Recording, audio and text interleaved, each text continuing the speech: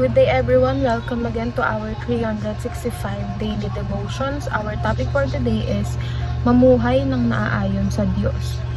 And our scripture for today is Luke chapter 12 verse 20 to 21. But God said to him, "You fool, this very night your life will be demanded from you. Then who will get what you have prepared for yourself? This is how it will be with whoever store things for themselves but is not rich toward God." So, sa Tagalog, ngunit sinabi sa kanya ng Diyos, "Hangal, sa gabing ring ito ay babawian ka na ng buhay. Kanino ngayon mapupunta ang mga nilaan mo para sa iyong sarili?"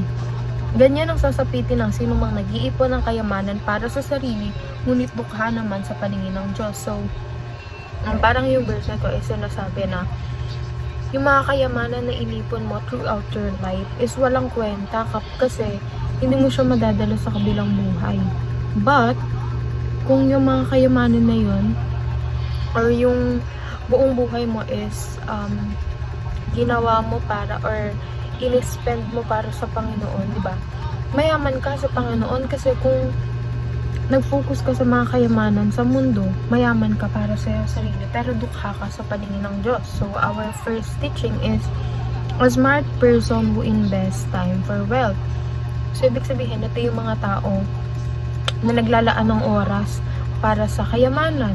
For example, yung mga workers, diba, nilalaan nila yung oras nila para sa sweldo nila. A clever person who invests wealth for time. So, vice versa, or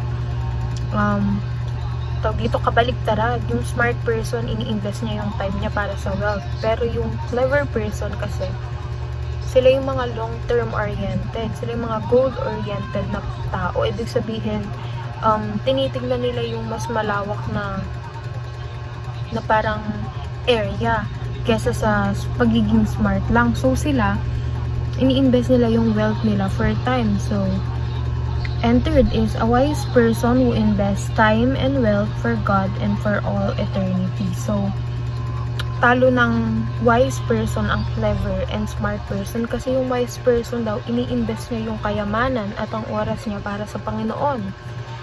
'Di ba? Kasi baliwala yung kayamanan na meron ka sa mundong ito kung hindi mo siya ibabalik sa Panginoon o hindi mo siya gagamitin para papurihan ng Panginoon, 'di ba? Kung parang pansarili mo lang. And move on to application. Plan long term as if you will live long. So, ibig sabihin, yung plano dapat natin is pang matagalan. Huwag nating tawag dito, huwag tayong puro short term goals lang. Dapat meron tayong mga vision para day by day nag-work tayo sa vision na yun. And magiging goal oriented tayo kasi feeling natin mahaba pa yung oras natin, kaya mahaba din yung pagpaplano natin. But second, live today as if it's your last day. So, kung sa una, ipaplano natin yung pang matagalan, kung saan parang iisipin natin na mabuhay tayo na matagal, pero kailangan nating mamuhay araw-araw na parang yun na yung last day natin. Kumaga, mahaba yung plano ko, malaki yung plano ko, or mataas yung plano ko, pero araw-araw iisipin ko na last day ko na to. So that, sa araw-araw na yun, I will do my best, I will give my best, para ang bawat araw sa akin is maging productive, ang bawat araw sa akin is maging meaningful, diba? Kasi dapat wala tayong sinasayang na oras. Kaya nga, teach us to number our days. Pahalagahan natin ang bawat araw na binibigay sa atin ng Panginoon kasi hindi natin alam na baka bukas wala na tayo, diba?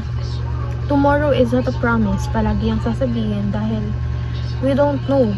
Si God lang ang nakakaalam kung kailan tayo or kailan niya tayo kukunin. Invest time and wealth toward God. So, dapat nag-i-invest tayo hindi sa mga material things, lalo na sa mundong to, di ba? Yung mga ini-invest ng mga tao, mga luxury items, di ba? Mga gold, mga branded items. So, yun.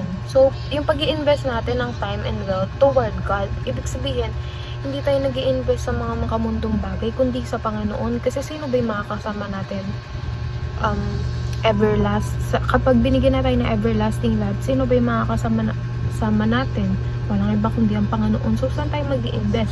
Doon sa temporary na bagay na makukuha natin dito sa mundo, or sa Panginoon na makakasama natin sa habang panahon. So, yun lamang po, and see you again on our next 365 daily devotions.